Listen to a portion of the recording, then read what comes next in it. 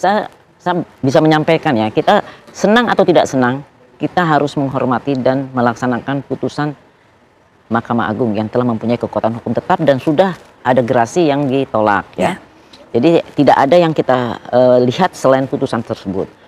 Masalah keterangannya Dede itu ya kan sudah dieksaminasi secara jelas di persidangan. Yang nanya hakim, 3 majelis hakim, jaksa, tim jaksa dan juga kuasa hukumnya ya. Jangankan siapa Dede, tersangkanya aja yang sekarang terpidana itu dia waktu rekonstruksi dari awal di BAP sudah ada didampingi lawyer dan kemudian sewaktu dia dinyatakan rekonstruksi dia bisa melawan kok penyidik, saya nggak mau rekonstruksi. Berarti ada suatu keberanian di dalam dirinya bahwa dia tidak ditekan. Kemudian waktu dia mengajukan pra peradilan ditolak. Sudah itu dia sidang kan, begitu sidang dakwaan dia bikin eksepsi ditolak. Kemudian persidangan berjalan, seorang terdakwa aja yang sekarang terpidana bisa mencabut BAP. Kalau ini saksi kan dia lebih bebas, terdakwa aja bebas di persidangan, apalagi saksi. Dan saksi itu kalau memang di-create, dia nggak bisa cerita yang dengan baik. Pasti dia akan diperingati oleh hakim pasal 174 KUHP.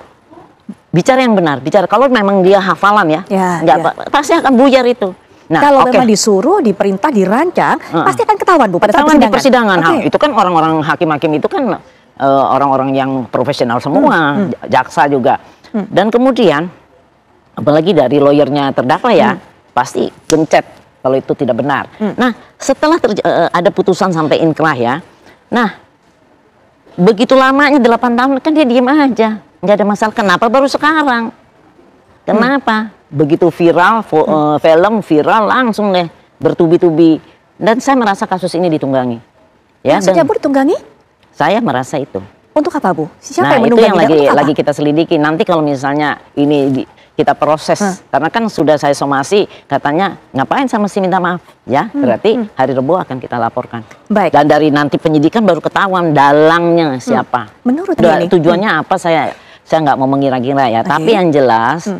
Kalau semuanya punya lawyer kan, semuanya nggak ngajuin PK, baru sekarang PK rame-rame. Dan novumnya laporan polisi, kan nggak bisa. Novum itu adalah fakta yang terselip, yang tidak terungkap pada saat itu, bukan fakta yang dibikin baru ya. Yang mana fakta itu sangat bisa merubah keadaan. Tapi kan ini faktanya bikin laporan polisi, ngelaporin Ibnu. Kenapa nggak dari dulu? Kalau dibilang, oh saya dulu miskin, saya nggak mampu. Loh, sekarang berarti ada yang kaya dong. Berarti ada duit dong. Ya kan? Ini logika bodoh saja ya. Tapi pada saat itu kan ada lawyer yang berjuang. Saya lihat pejuang-pejuang sakaratul maut juga. Kenapa waktu itu tidak seperti ini? Yang penting bagi saya, ini sesuatu yang sangat terencana, membuat framing, memberikan ujaran kebencian kepada Ibnu Rudiana. Ya, kalau buat saya begini ya, janganlah kita berasumsi gitu loh, karena ini nanti asumsi-asumsi ini juga akan, kalau betul, kalau nggak kan jadi menyesatkan gitu loh. Tapi silakanlah berpandangan. Tapi buat kami ini tim kuasa hukum terpidana, kami ini baru menjadi kuasa 2 bulan yang lalu gitu. Kami kami lihat, kami bahas, kami dalami itu berkas-berkasnya. Kan saya juga nggak ada 8 tahun yang lalu. Saya kan hanya baca berkasnya gitu loh. Nah, oleh karena itu banyak kejanggalan-kejanggalan kami ingin uji. Untuk apa? Yaitu untuk kami mendapatkan novum-novum baru. Itulah kami bikin laporan polisi. Laporan polisi itu kalau buktinya nggak cukup, mana mungkin polisi mau nerima. Kita mulai awal kita mengadukan Pasren dan anaknya Kavi. Yang kedua kita adukan Dede dan Aep. Yang terakhir Rudiana. Ini kan semua proses dalam rangka kami, menurut versi saya ya, ini proses untuk menemukan novum gitu loh. Kalau keadaannya sekarang jadi berubah, kan itu bisa jadi novum. Jadi buat saya sekarang, saya tidak ingin menyalahkan siapapun gitu. Saya hanya ingin memperdalam masalah ini dan kemudian saya ingin mencari bukti untuk membebaskan 6 terpidana. Itu saja tujuan saya dan tidak ada tujuan lain gitu loh. Sesuai dengan permintaan mereka ketika waktu pertama kali mereka datang kepada kami untuk minta bantuan hukum. Nah, ini kami berikan bantuan hukumnya gitu. Kami mengadukan Dede dan Aep kepada polisi, ya kan? Belum sampai pada tahap baru mungkin awal penyelidikan, ini udah datang nih dedenya.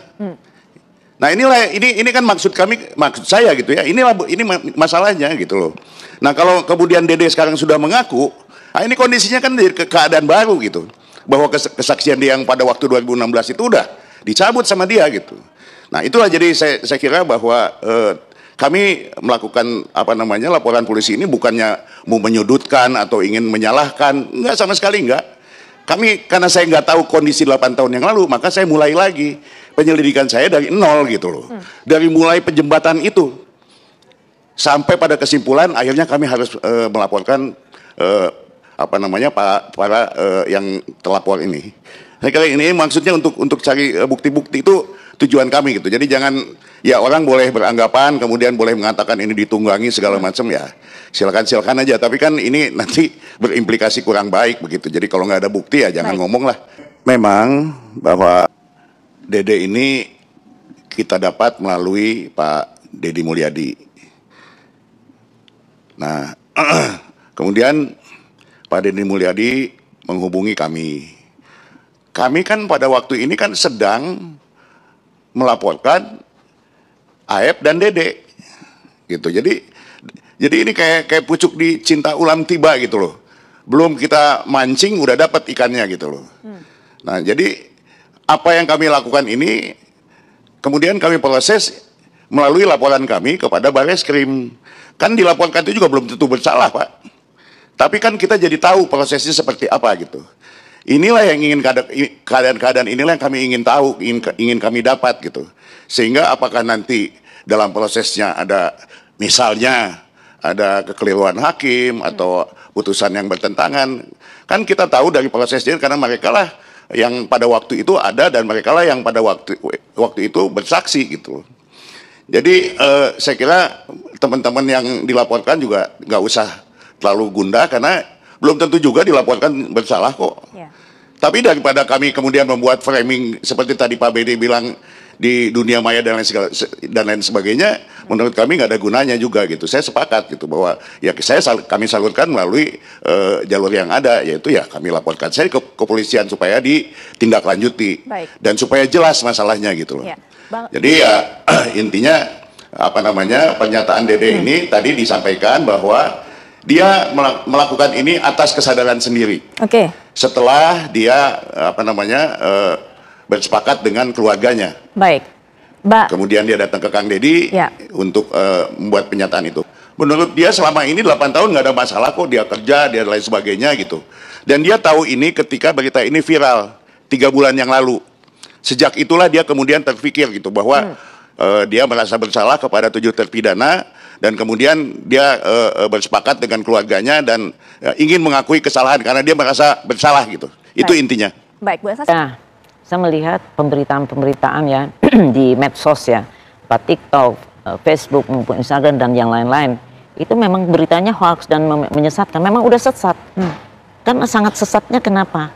Masa korban sekarang seolah-olah menjadi seorang kriminal gitu. Baik, ya. korban di sini Ibtu Rudiana kami perjelas begitu. Iya, dan bukan itu aja.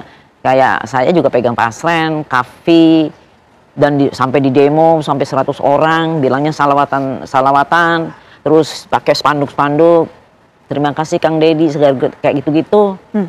Kalau salawatan kan di rumah, tapi bukan malam-malam jam 9 malam. Jadi menjadikan penekanan psikologi kepada saksi-saksi kunci ini.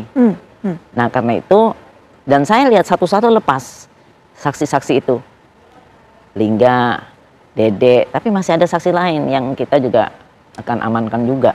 Karena saya nggak tahu gimana caranya sampai mereka kok tiba-tiba mencabut dan risikonya sangat tinggi. Itu kan kena pasal 242 KUHP.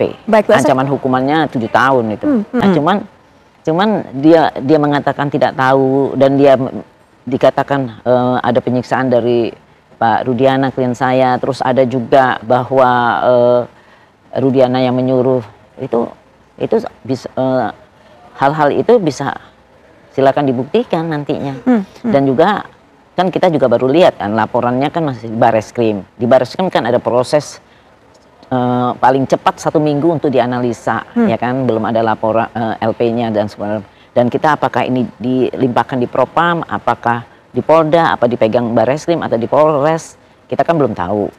Dan tujuannya ya sebagai lawyer rekan saya ya sah-sah aja untuk melakukan itu, tetapi yang sekarang sudah ada itu framing yang mana sangat menyudutkan kepada klien saya yang benar-benar seorang korban yang harusnya orang punya empati pada korban.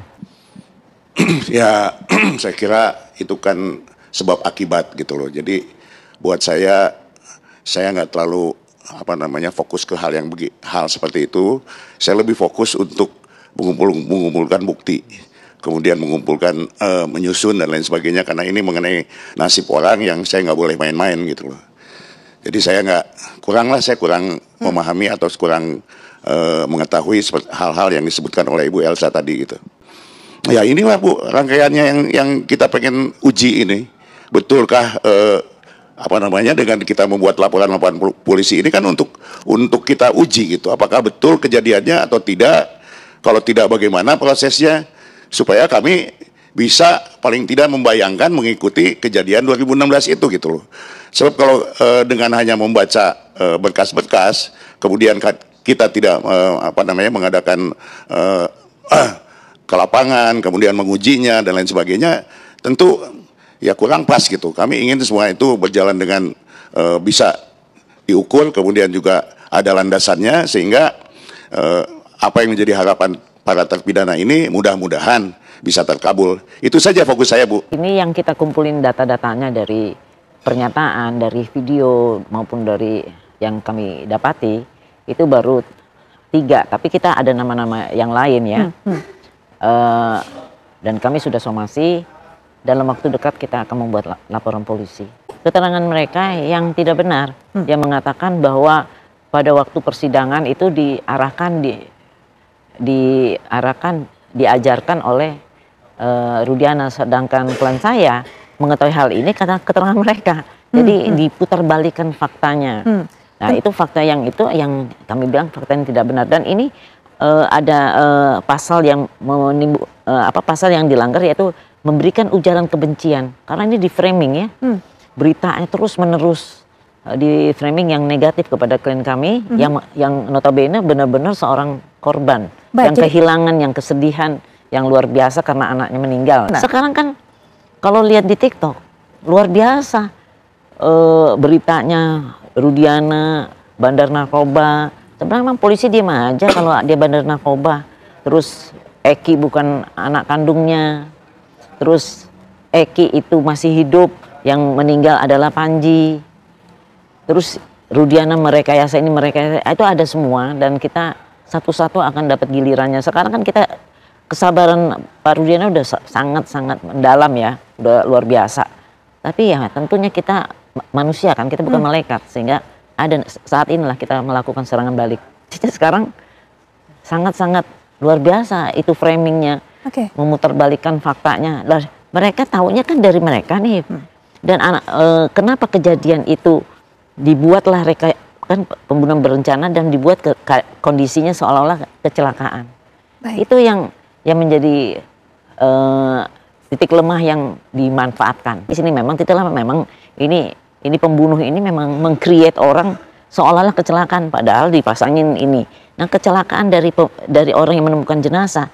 Kalau kecelakaan, kenapa celana dari almarhum Mah itu lepas?